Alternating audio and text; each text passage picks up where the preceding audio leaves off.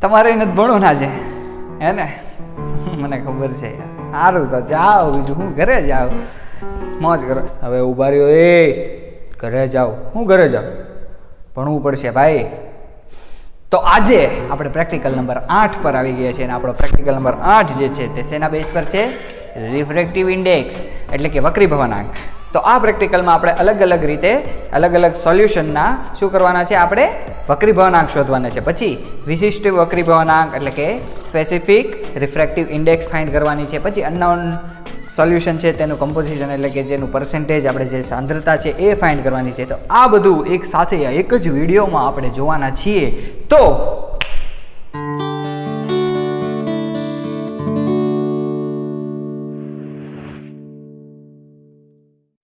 આપણે જેમ જોઈ શકીએ છીએ તેમ અત્યારે કોઈ પણ બે મીડિયમ હોય, માનો કે કોઈ પણ એક મીડિયમ એ છે ને બી છે. એક એ મીડિયમ માનો કે જે છે એ છે હવાનું, બરાબર, અને જે બી મીડિયમ જે છે એ છે માનો કે પાણી. તો વક્રીભવનાંક શું છે કે જ્યારે કોઈ પણ એક પ્રકાશનું કિરણ, બરાબર, એક માધ્યમમાંથી બીજા માધ્યમમાં જાય ત્યારે એ થોડુંક શું થાય છે? રિફ્રેક્ટ થાય છે. એને જે કોણ જે બને છે એ કોણ થોડો ચેન્જ થાય છે, એમાં થોડું વેરિએશન આવે છે, બરાબર. જે એંગલથી એ ઇન્સિડન્ટ થાય છે એ જ એંગલથી તે રિફ્રેક્ટ નથી થતું, પણ થોડોક એંગલમાં ઘટાડો થાય છે, બરાબર. તો હવે વક્રીભવનાંક શું છે કે આપણે વક્રીભવનાંકને n થી દર્શાવી શકીએ છીએ. તો સાઇન ઓફ આઈ, આ એટલે કે જે આ જે ઇન્સિડન્ટ એંગલ જે છે કે જે એંગલે કોઈ પણ પ્રકાશનું કિરણ શું થાય છે? આપાત થાય છે. એ એંગલનો સાઇન અને જે રિફ્રેક્ટ થાય છે, માનો કે એ એંગલ r હોય તો એનો સાઇન, એનો જે કંઈ ગુણોત્તર જે છે એને શું કહેવાય છે? રિફ્રેક્ટિવ ઇન્ડેક્સ એટલે કે વક્રીભવનાંક. જ્યારે હવે આપણને રિફ્રેક્ટિવ ઇન્ડેક્સની ખબર પડી ગઈ છે તો હવે એક બીજી ટર્મ જે છે એ છે શેની છે? Specific refractive index. Specific refractive index. તો આ જે સ્પેસિફિક રિફ્રેક્ટિવ ઇન્ડેક્સ જે છે એ આ સૂત્રની મદદથી આપણે માપી શકીએ છીએ, બરાબર. n² - 1 divided by n² + 2 into 1/d. જ્યાં n જે છે એ શું છે? આપણો રિફ્રેક્ટિવ ઇન્ડેક્સ કોઈ પણ કમ્પાઉન્ડનો. જે d જે છે એ શું છે? તેની સ્પેસિફિક ડેન્સિટી. સ્પેસિફિક ડેન્સિટી શું છે? આપણે વિસ્કોમીટર વખતે પણ જોયું હતું. તો આ રીતે કોઈ પણ કમ્પાઉન્ડની આપણે સ્પેસિફિક રિફ્રેક્ટિવ ઇન્ડેક્સ માપી શકીએ છીએ. હવે માનો કે હજી એક ટર્મ આગળ વધે તો એને શું કહેવાય? Molar specific refractive index. તો મોલર સ્પેસિફિક રિફ્રેક્ટિવ ઇન્ડેક્સ કોને કહેવાય? આ જે સ્પેસિફિક રિફ્રેક્ટિવ ઇન્ડેક્સ છે ઇન્ટુ m જે શું છે? એ અણુભાર છે, બરાબર. તો આવી રીતે સ્પેસિફિક રિફ્રેક્ટિવ ઇન્ડેક્સ અને મોલર સ્પેસિફિક રિફ્રેક્ટિવ ઇન્ડેક્સ પણ આપણે જોઈ લીધું છે. તો આ જે રિફ્રેક્ટિવ ઇન્ડેક્સ છે કે આપણે ભણ્યા, તો એને આપણે માપવાનું છે કઈ રીતે? તો એની માટે એક એબિઝ રિફ્રેક્ટોમીટર હોય છે, એની મદદથી આપણે એને માપી શકીએ છીએ રિફ્રેક્ટિવ ઇન્ડેક્સ કોઈ પણ કમ્પાઉન્ડની કે લિક્વિડની, સેમ્પલની કે પદાર્થની. તો હવે એને માપવા માટે એક આ રિફ્રેક્ટોમીટર જે હોય છે એનું પહેલાં આપણે વર્કિંગ સમજવું પડશે, બરાબર. તો પહેલાં તો આ પ્રકારનું ઇન્સ્ટ્રુમેન્ટ કે આપણું મીટર જે છે એ છે, બરાબર. હવે આનું વર્કિંગ શું છે કે એની અંદર હોય છે શું કે આપણને રિફ્રેક્ટિવ ઇન્ડેક્સ આપણને આપે છે. તો તમે જેમ જોઈ શકો છો તેમ આ રીતે એમાં બે પ્રિઝમ આવેલા હોય છે, બરાબર. એ જે બે પ્રિઝમ છે એ બે પ્રિઝમની વચ્ચે આપણું સેમ્પલનું કોઈ પણ એક ડ્રોપ મૂકવામાં આવે છે. હવે એ સેમ્પલનું ડ્રોપ મૂકીને બંને પ્રિઝમને આવી રીતે ભેગા કરવામાં આવે છે, બરાબર. એટલે જે આપણું સેમ્પલ છે એની સાવ થીન લેયર એ બે પ્રિઝમની વચ્ચે આવી ગઈ હશે, ઓકે. તો હવે કોઈ પણ એક લાઇટ સોર્સ હશે, કોઈ પણ નેચરલ લાઇટ સોર્સ હોય. હવે એ શું થાય છે? નેચરલ લાઇટ સોર્સ અથવા તો કોઈ પણ ડી લાઇન સોડિયમ લેમ્પ પણ આપણે યુઝ કરી શકીએ છીએ. તો હવે એ જે લાઇટ સોર્સ આવે, બરાબર, એ મિરર પરથી રિફ્લેક્ટ થઈને ક્યાં જાય છે? પ્રિઝમ તરફ. હવે એ પ્રિઝમ તરફ જે જાય છે લાઇટ, બરાબર, એ પ્રિઝમથી થોડુંક શું થશે? પ્રિઝમમાં જ્યારે અંદર જશે ત્યારે થોડીક રિફ્રેક્ટ થશે એ લાઇટ. પછી પ્રિઝમના જ્યારે બીજા સરફેસથી એ બહાર નીકળવાનું, કારણ કે જે સરફેસ પર આપણું સેમ્પલ હશે તો ત્યાંથી જ્યારે સેમ્પલમાં જાય ત્યારે સેમ્પલની પ્રોપર્ટીઝ પ્રમાણે એ પણ થોડું રિફ્રેક્ટ થશે, ઓકે. પછી જે ફરીવાર બીજા પ્રિઝમની અંદર એન્ટર થશે અને ત્યાંથી બહાર નીકળશે એટલે પાછું થોડું રિફ્રેક્ટ થશે. હવે જે એ બહાર નીકળે જે છે એને આપણે એક સ્કેલ હોય છે અને ત્યાં આગળ આપણે આઈપીસ હોય છે. તો એ આઈપીસની મદદથી આપણે એ એંગલ માપવાનો હોય છે કે કયા એંગલથી જે લાઇટ આવી છે ને એનું કેટલું રિફ્રેક્શન થયું છે.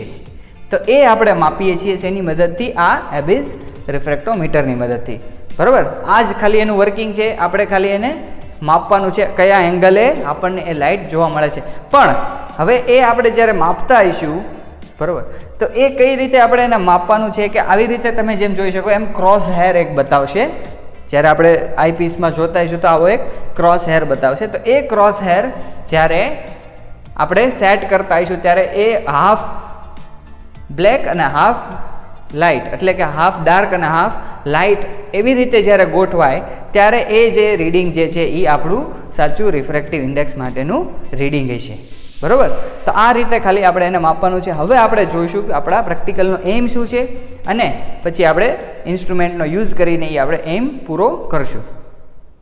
તો હવે આપણા પ્રેક્ટિકલ તરફ આગળ વધીએ અને આપણા પ્રેક્ટિકલનો એમ શું છે કે determination of refractive index of given percentage mixture of liquids A and B and determination of percentage composition of unknown mixture by refractometer. એટલે કે રિફ્રેક્ટોમીટરની મદદથી આપણે શું કરવાનું છે કે અનનોન મિક્સચર જે છે શેનું મિક્સચર છે, લિક્વિડ A અને લિક્વિડ B. બરાબર, એવા બે લિક્વિડનું અનનોન મિક્સચર છે. બરાબર, તો એ આપણે ફાઇન્ડ કરવાનું છે રિફ્રેક્ટોમીટરની મદદથી. તો હવે આપણે રિફ્રેક્ટિવ ઇન્ડેક્સ માપવા માટે આ એક યંત્ર છે આપણું માઇક્રોસ્કોપ નથી, આ છે એબિસ રિફ્રેક્ટોમીટર. બરાબર, તો આ રિફ્રેક્ટોમીટરની મદદથી આપણે અલગ અલગ રિફ્રેક્ટિવ ઇન્ડેક્સ માપવાની છે. કોની? તો અલગ અલગ સોલ્યુશન છે. બરાબર, જેમ કે આ 0, 100, બરાબર, પછી 20, 80, 60, 40 જે કાંઈ પણ રેશિયોવાળા અલગ અલગ આપણા સોલ્યુશન છે. તો એ બધા જ સોલ્યુશનની આપણે શું માપવાની છે? Refractive index. હવે એ કઈ રીતે માપવાની છે એ હું તમને શીખવાડીશ, પણ એની પહેલાં આ જે આપણું રિફ્રેક્ટોમીટર છે એમાં કઈ કઈ વસ્તુ શું છે ને શેના માટે આવેલી છે એ બધી આપણે એક પછી એક જોઈએ.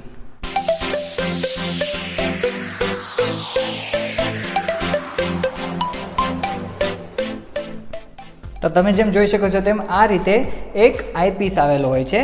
બરાબર, અહીંયાથી આપણે જે ક્રોસ હેર વાળો છે તે જોવાનો છે અને હાફ ઉપર ડાર્ક છે ને હાફ લાઇટ છે એ રીતે આને સેટ કરવાનું છે આ નોબની મદદથી.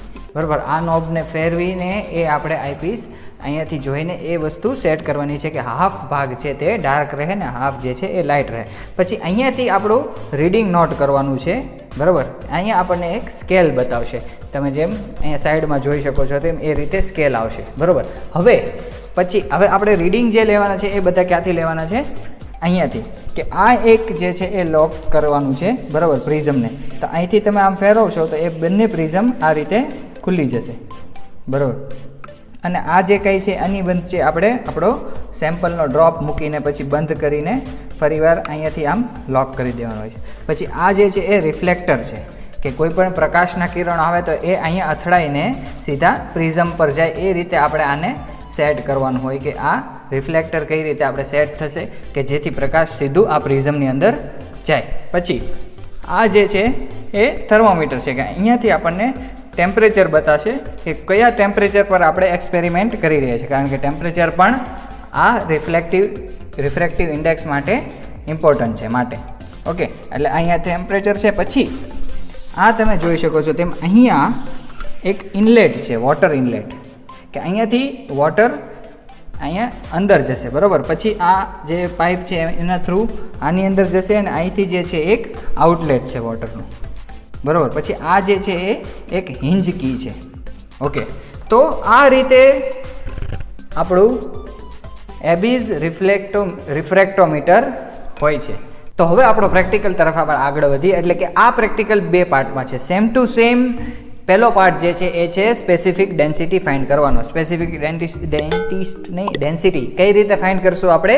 આ ગ્રેવિટી બોટલની મદદથી, જેમ આપણે વિસ્કોમીટરમાં કરી હતી એ જ રીતે, કે અલગ અલગ સોલ્યુશન ભરીને આપણે એનો વેઇટ કરવાનો છે. બરાબર, જો તમે વિસ્કોમીટરવાળો પ્રેક્ટિકલ નહીં જોયો હોય તો તમને સ્પેસિફિક ડેન્સિટી કઈ રીતે ફાઇન્ડ કરવાની એ નહીં ખ્યાલ આવે, એટલે પહેલાં એ જોઈ લેજો ન જોયો હોય તો. ઓકે, હવે શું છે એ સ્પેસિફિક ડેન્સિટી ફાઇન્ડ થઈ જાય અલગ અલગ સોલ્યુશનની. પછી શું કરવાનું છે કે એક પછી એક સોલ્યુશનની આપણે રિફ્રેક્ટિવ ઇન્ડેક્સ ફાઇન્ડ કરવાની છે અને એક સાથે સાથે વોટરની પણ ફાઇન્ડ કરવાની છે. તો હું તમને એક વોટરની રિફ્રેક્ટિવ ઇન્ડેક્સ કઈ રીતે ફાઇન્ડ કરવાની એ બતાવું છું. એ જ રીતે આ બધા જ સોલ્યુશનની રિફ્રેક્ટિવ ઇન્ડેક્સ આપણે ફાઇન્ડ કરવાની છે સેમ પ્રોસિજર સાથે.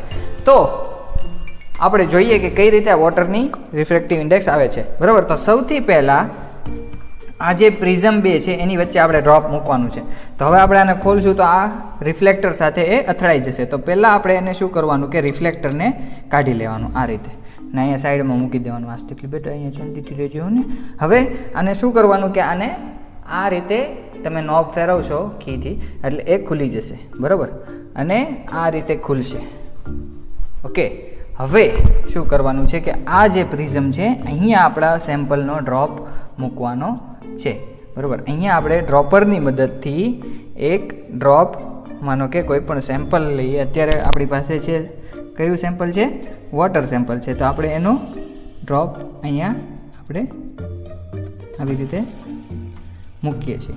બરાબર, તો હવે આ રીતે મૂક્યા બાદ આને શું કરવાનું છે કે આને બંધ કરીને લોક કરી દેવાનું છે. બરાબર, આ પ્રિઝમને આ રીતે આમ બંધ કરીને આને ફેરવી નાખશો એટલે એ લોક થઈ ગયું છે. અને ફરીવાર આપણું જે રિફ્લેક્ટર જે છે એને પાછું અહીંયા જોડી દેવાનું.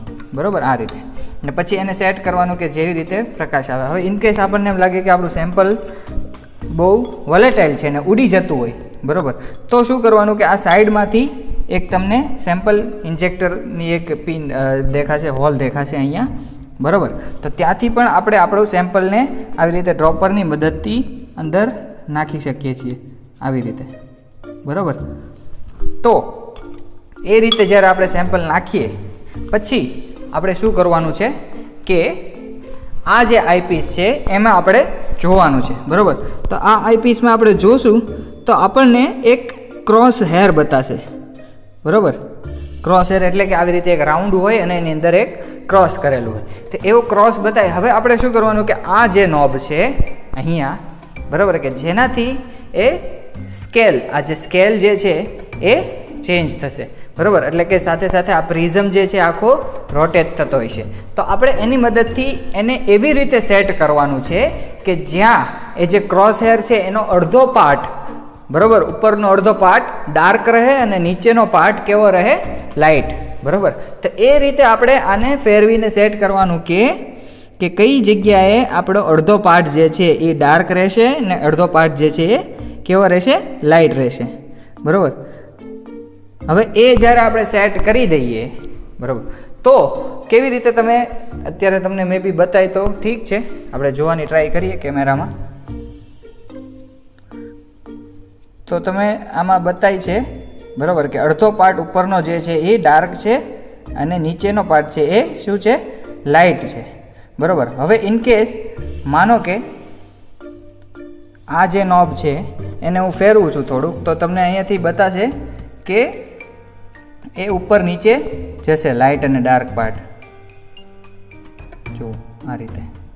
બરાબર, પણ આ ઉપર કે નીચે નહીં રાખવાનું, પણ આ જે ક્રોસ હેર છે એના સેન્ટરમાં આ રીતે આપણું રીડિંગ રહેવું જોઈએ. ઓકે, અત્યારે કેમેરામાં જોવું બહુ મુશ્કેલ છે.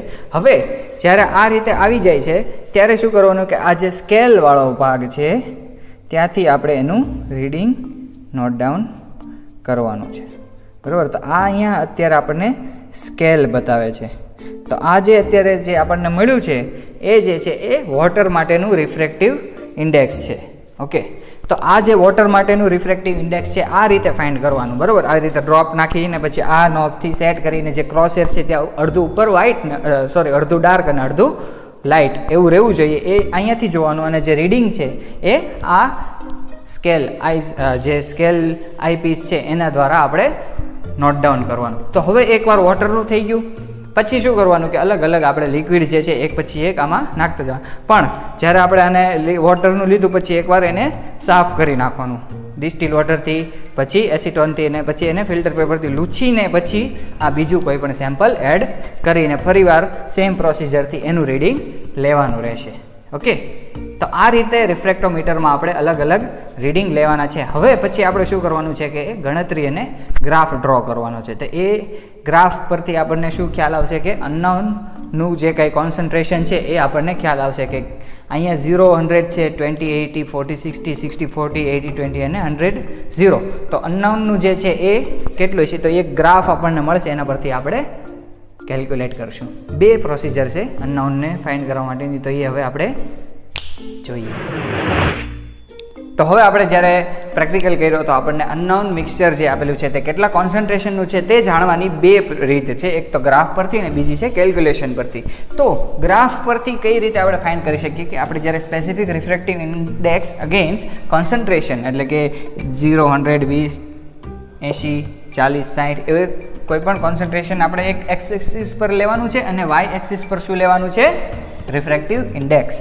તો આપણને આવો એક સ્ટ્રેટ ગ્રાફ મળશે અને જે જગ્યાએ આપણને સ્પેસિફિક રિફ્રેક્ટિવ ઇન્ડેક્સ મળશે અનનોન કોન્સન્ટ્રેશન વાળી, તો ત્યાંથી એક હોરિઝોન્ટલ લાઇન અને જે ગ્રાફને ટચ કરે ત્યાંથી એક વર્ટિકલ લાઇન ડ્રો કરશો તો આપણને કોન્સન્ટ્રેશન ઓફ અનનોન મિક્સચર આપણને ખ્યાલ આવશે કે તે કેટલા અમાઉન્ટમાં મિક્સ કરેલું છે. તો આ રીત જે છે એ છે આપણી ગ્રાફની રીત. હવે બીજી જે રીત જે છે એ શેની છે?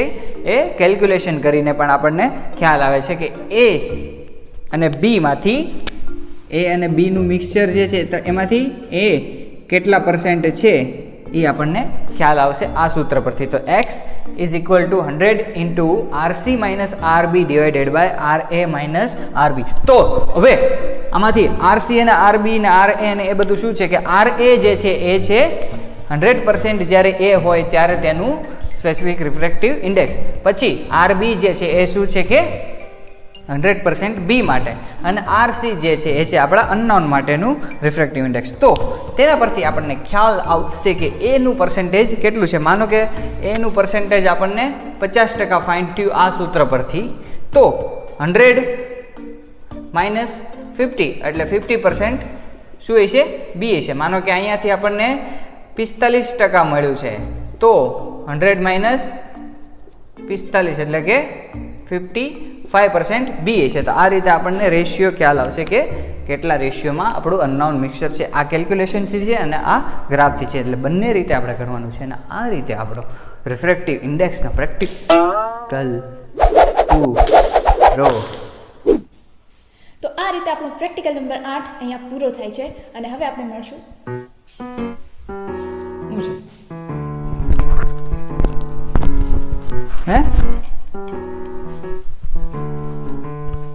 પ્રેક્ટિકલ પૂરો કરવો હશે બસ. તો આ રીતે આપણો પ્રેક્ટિકલ નંબર 8 અહીંયા પૂરો થાય છે અને હવે આપણે મળશું પ્રેક્ટિકલ નંબર 9માં. આઈ હોપ કે આ રિફ્રેક્ટોમીટરનો પ્રેક્ટિકલ એટલે કે રિફ્રેક્ટિવ ઇન્ડેક્સ વક્રીભવનાંક કોને કહેવાય બરાબર એ શેના મદદથી માપીએ છીએ આપણે? એબીઝ રિફ્રેક્ટોમીટરની મદદથી. સ્પેસિફિક રિફ્રેક્ટિવ ઇન્ડેક્સ, પછી મોલર સ્પેસિફિક રિફ્રેક્ટિવ ઇન્ડેક્સ, એ બધી તમને ખ્યાલ આવી ગઈ છે. એનું વર્કિંગ કેવું છે રિફ્રેક્ટોમીટરનું એ પણ બધું તમને સમજાઈ ગયું છે જો તમે ધ્યાન દીધું હોય તો. તો હવે આપણે આગળ મળશું આપણા પ્રેક્ટિકલ નંબર 9માં. ત્યાં સુધી જય હિન્દ. પ્રેક્ટિકલ પૂરો કરો.